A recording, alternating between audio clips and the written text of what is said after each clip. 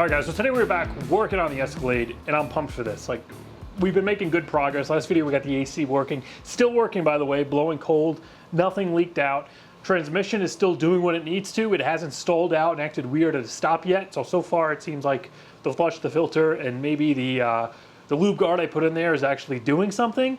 And today we're actually gonna finish up the suspension by taking care of the rear auto leveling air suspension, in a way. I say air suspension, however, that is not true. These do not have air suspension. The only reason I said it is because I do think it's a common misconception that these actually have air suspension. Now think of an air suspension system. Think of just like regular air ride. You have air springs. If you think of the old Lincolns, the Mark 7s, 8s, I get the numbers confused. They use actual air springs. So a lot of those cars, you see them, they'll just be completely squatted down, just completely bottomed out because the actual springs that support the vehicle are airbags and then deflate and they pop over time, just don't hold air anymore and the suspension drops down. That's actual air suspension. What this has is essentially just a helper bag that's wrapped around the shock. So when the back of the truck sees a load, whether you have people in it, you put a trailer on the back droops down, the sensors are gonna see that, they're gonna tell the computer, and then the computer's gonna turn the compressor on and lift the back up, essentially just extending that shock. These still do have regular coil springs at all four corners, so even if that system isn't working, it's not dangerous. You're just not going to have the feature of the auto leveling, functioning anymore. And when these air shocks do go out, a lot of people just ditch them. They put regular passive shocks in there just to eliminate the air system altogether. Now my Escalade has a lot of problems. I paid $2,000 for it at auction, and I'm honestly quite surprised the compressor was actually still working. And the shocks don't look bad. According to the Carfax, they were replaced quite a few times and they look relatively new. However, I do realize they are not holding any air. They're completely deflated. However, the compressor is still working. When I would turn the key on once in a while, the compressor would turn on, run for a few seconds, and then turn off. However, I noticed the back wasn't actually going up or doing anything. And the fact that the compressor was just running a little bit and then turning off told me it was probably seeing an error. And sure enough, we did have an error code. So here's the list of everything wrong with this thing. Like I said, there are a lot of videos. So once again, if you're new here, just click the link at the top of the screen. That'll bring you to the playlist. But we did have a code here for the air leveling, which is a P0711, and it does say service suspension on the dashboard. And this code was just for a short in the air compressor pressure sensor. So that tells me either the sensor's bad, either it's throwing the code because it's not seeing the appropriate pressure and there's a leak somewhere, or there's a short somewhere in the wiring. So we're gonna get to that in a second. But if you do have that service suspension message on your dash, it's gonna be a problem, most likely with the rear air leveling. It could also be a problem with the Z95 package. However, that wasn't the case for me. Now, if the compressor isn't coming on, the easiest way to test it is gonna be to come under the hood, find the compressor relay, pull it off, and you want to jump power straight to the compressor. So if you look here, we have two thick wires. We have main power that's coming off the fuse box, and then we have the wire that's going to go to the compressor. The two smaller ones are just the trigger circuit for the relay. So if we jump power between those two thick wires, this terminal here and this here, that's going to send power straight to the compressor. And assuming the harness is intact, there's no shorts anywhere, the compressor is either going to come on or it's not, and that's going to tell you right away if it's bad or not. Now, I already went ahead and pulled the compressor from my Escalade, and look at this thing. It actually seems to have the original compressor in it from 2009 that was actually somewhat still functioning. Like I said, when I turned the key on, this thing was turning on, just the vehicle wasn't leveling. So we either have a leak somewhere in the compressor. I know they can leak either in the case, they could split, cause a leak, they can leak between this connection here. I'm not really sure. However, the issue we were having with the P0711, the code for the pressure sensor, is right here. There's actually a service bulletin for this about the wires chafing on the bracket, and as you can see, that's exactly what happened. The wire chafed, it was grounded out, it's all corroded and screwed up, and that's why we had that P0711 code. That's not the reason why the vehicle wasn't leveling out, because we still have a leak somewhere, but that was the cause for the code. So I could have just fixed these wires, maybe put a new sensor in it and just threw this back in and tried to like get it to work and see where the leak's coming from. However, this thing looks like crap. If it starts working in and actually airing the truck up, there's a chance it's probably going to fail. So instead of trying to fix that, went online and I got a nice new replacement dormant compressor. These actually got really good reviews. You can also get them from Arnott. I don't know if they still make OEM ones. They might. If they do, they're probably really expensive. But yeah, we got a brand new compressor. You can see the sensor is now clocked in a way where it's not going to rub on that. And I also went and got a separate airline kit just to make sure. The only thing I actually do not have here is the air shocks. So before we put this in, we're gonna climb under there. We're gonna feed some compressed air into those airbags, spray it with some soapy water, and we're gonna see if they're leaking. All right, so first of all, for anybody wondering where this compressor lives, it's supposed to be right up in here behind the driver's rear wheel. Obviously, I pulled mine out already. You can see we have the filter going up here, which we're gonna cut out and replace, and then we have our connector and all of our air lines. And as you can see, the air suspension, I keep calling it air suspension, the airbags. The airbags are just, they're helper bags that are wrapped around the shocks. We have a regular coiled spring, and then as the system or the truck kind of droops and sees a change in ride height, it's either gonna release air to lower it down if the cargo is removed, or it's gonna fill this bag up and just extend the shock. That's all it does. And a telltale sign if the system isn't working, you'll see, just like mine here, the shock is gonna be completely deflated. From my understanding, I believe this system is supposed to always carry a little bit of air in it, so the bag is going to be puffed up a little bit, even if you don't have any extra cargo. So if you hop under here and you see it deflated, then you know right away you have a problem or a leak somewhere. That was actually surprisingly easy. I'm going to pull that off, and now I got some just soapy window cleaner and some compressed air. Let's see if this thing is actually going to take anything. Before we even spray it, it might just be completely blown out. Oh crap! It's actually working. I mean, I don't know, it could have a slow leak. It's hard to tell.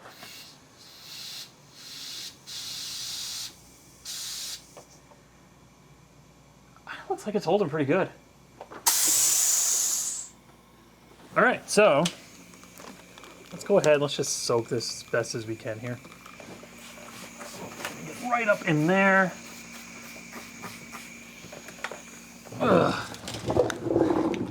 Get behind it.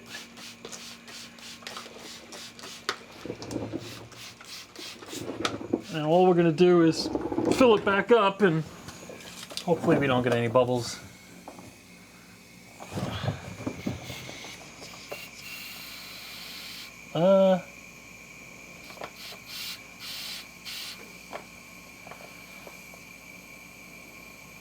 You know what? I don't know.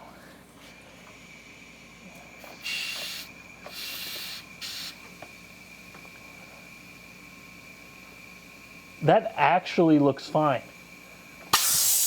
I mean, it'll hold air. Same deal with this one. A little bit more of a pain in the ass to access.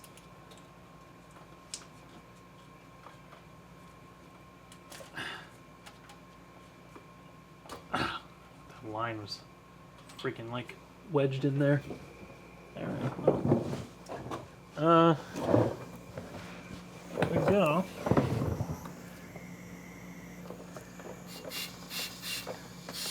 Oh yes. All right, so they're not like totally blown out where they don't hold air. Let me just try Windex on this one too, just to see if we have anything obvious. These are the number one things that fail. Going up.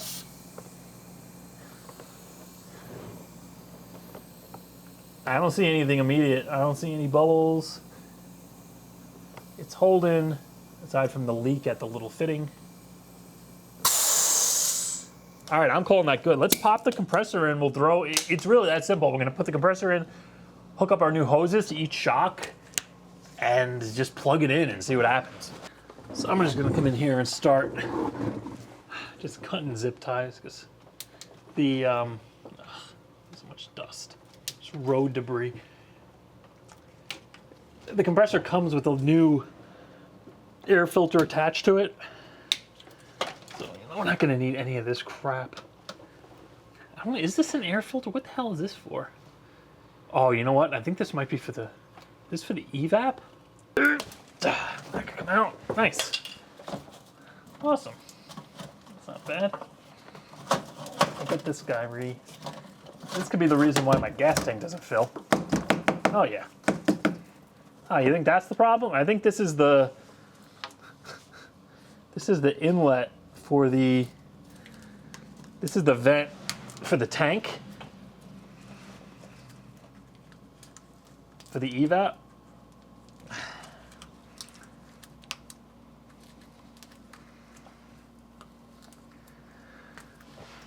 While I'm here, I might as well shake all the dirt out of it, right?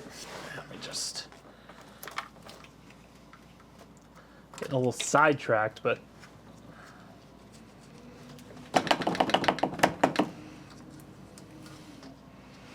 not bad. I'm gonna go rinse these out and just pop them back in there. They've just knocked something else off the list.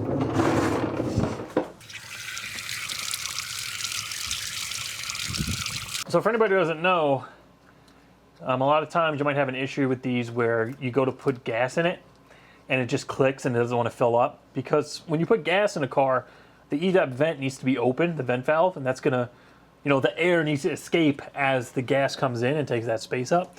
So with these trucks, they like to have an issue where, well, either just from overfilling over the years, the charcoal canister kind of falls apart and clogs the system, or the vent valve, the little filter, gets all clogged up so that air can't escape. This wasn't terrible, like it wasn't really plugged. There was a lot of dust in there though.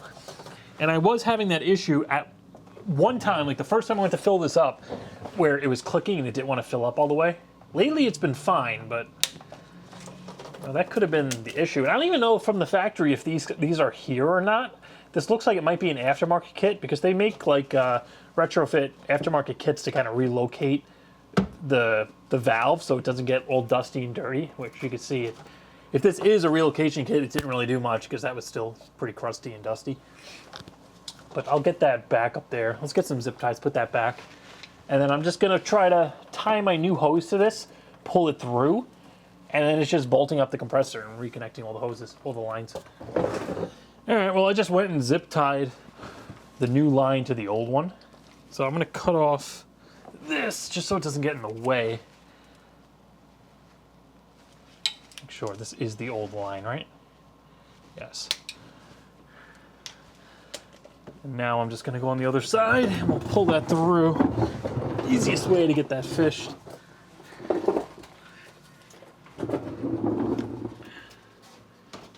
See that being a pain, getting stuck on stuff.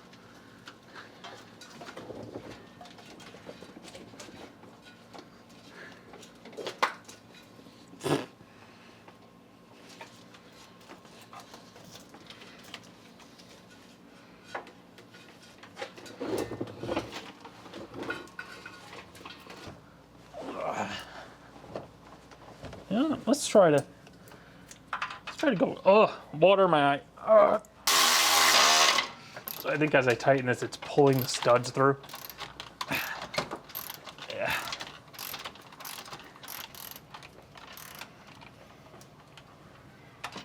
Whew. All right, well, it took a little silicone spray and finagling, but I managed to get the line hooked to the compressor. I zip tied everything up, got the air filter all zipped up. Both shocks are connected, so I'm just gonna position you guys down here. I'm gonna go in the truck, put the ignition key to on, and then you're gonna see firsthand here if these guys are gonna air up, or at least this one. Not getting anything. I'm gonna try starting it up.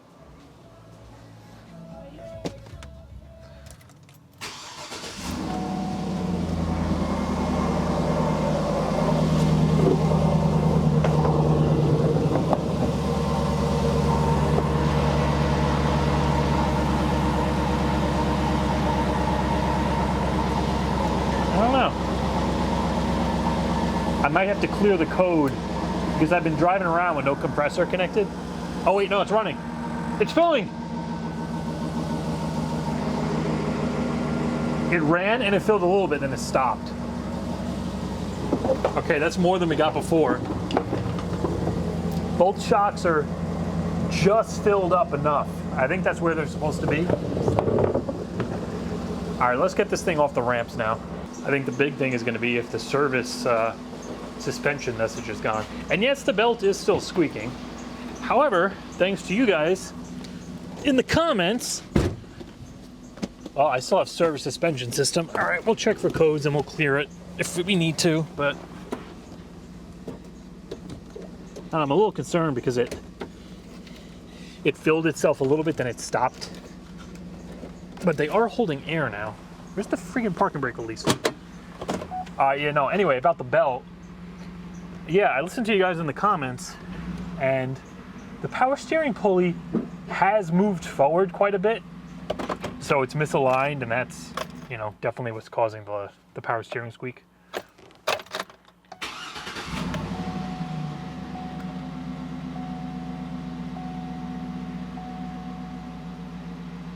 Yeah, we still got service suspension. Oh, compressor's running again. Compressor's going. Still says service suspension.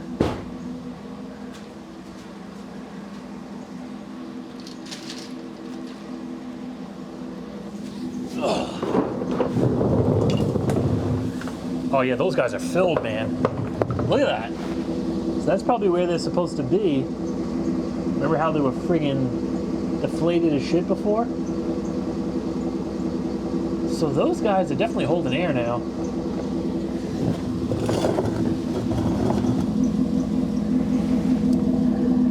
They're both filled up. All right, let's clear the code. Make sure we don't have anything else. Valve, yeah, all right. Well, all that stuff is disconnected. Let's just delete this.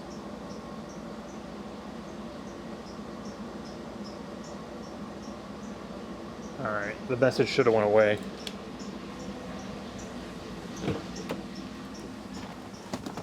No, we still got service suspension system.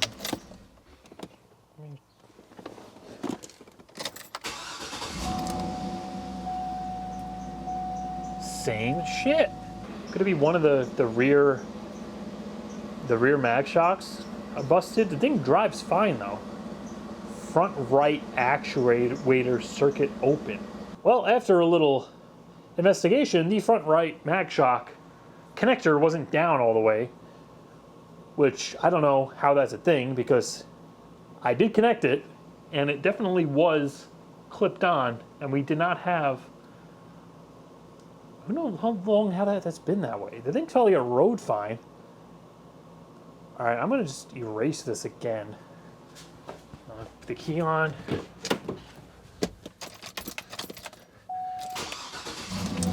But now, our service suspension should be gone.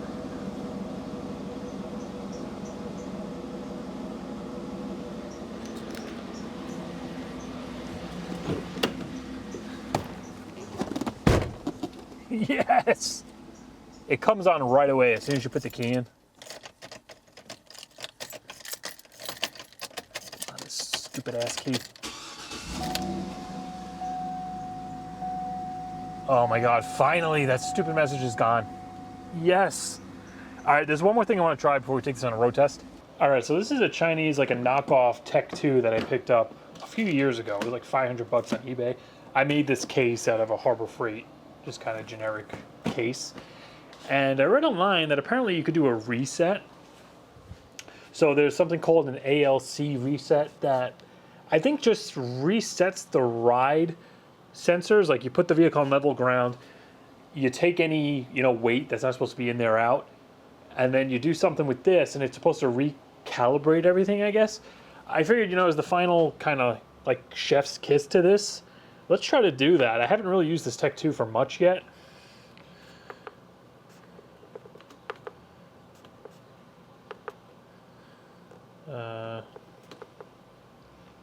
So VIN identification, it's the 5th digit. I believe, and on the Escalade here it's a K. So let's go into, I guess it would be chassis, right? Z95, that's mag ride. Whatever. Suspension control. I guess it'd be a special function. Yeah, so ALC trim set. That should be it. Move excess weight from the vehicle, place the vehicle on flat level surface. We're in the garage, so this should be, you know, pretty flat. I don't have anything in there other than stuff I normally keep in there, like little like flat repair stuff, crap like that. We'll leave that stuff in there. Key is on.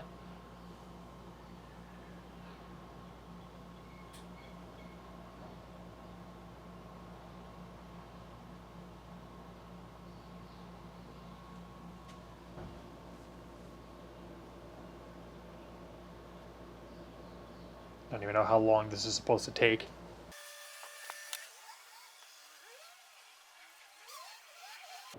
That's it. Recalibration is completed. All right, guys, we're on the road.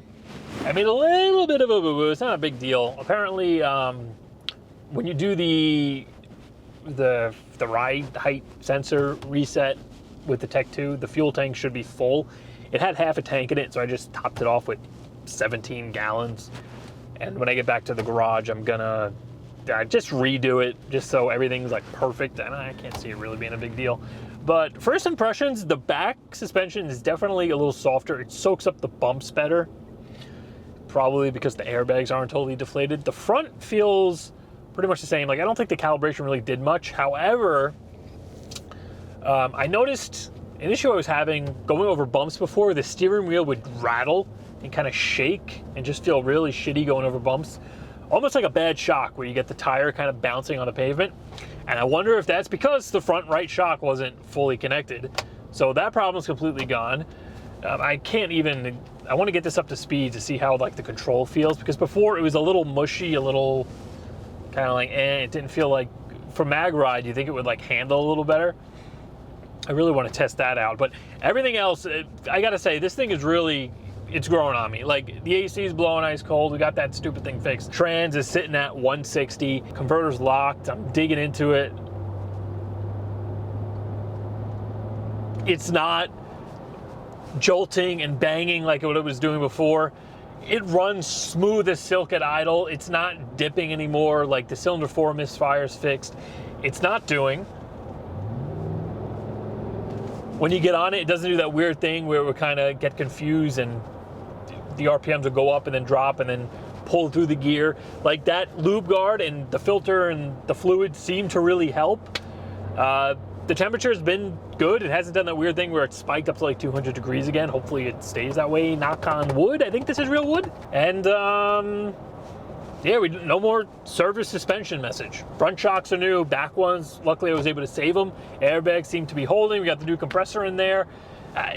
We're so close to finishing this up. I think the last thing is gonna be really mechanical. I'm gonna throw a power steering pump on it if I can't get that pulley pushed down more, just to fix the belt squeak issue. And I'm probably gonna just pull the pan. We'll go ahead, throw an O-ring in it, do the pan gasket, maybe oil cooler lines while I have the pan down. I don't know, I gotta see. And that's it. Like, I'm pretty happy with this thing. We're actually gonna be able to clean it, detail it, really just, you know, give it a nice send off, be a daily driver. Then I could bring Tahiti back in and we start overhauling her and getting her restored, because she needs the rocker, she needs some rust repair, she needs the interior redone, the headliner. That's what I really want to focus on, so I can have that thing good for winter. And the Trans Am, I'm waiting on a headlight. I got to pick one up. The headlight motor, the JB weld I fixed, it broke, so I haven't been driving that car. However, it's been sitting outside and no water is getting in whatsoever, so I think I'm good now where I want to put the new carpet in and get the interior back together. So that's going to be coming along, thrown somewhere in there as we're fixing Tahiti. Probably before we do the rockers on Tahiti, we're gonna throw the interior on the Trans Am, so I have that car to drive and I can enjoy it when the fall comes around. But that's it for this one. Escalade's coming along. I know it's a lot of Escalade content, but it's coming together nicely. I'm really happy with this thing.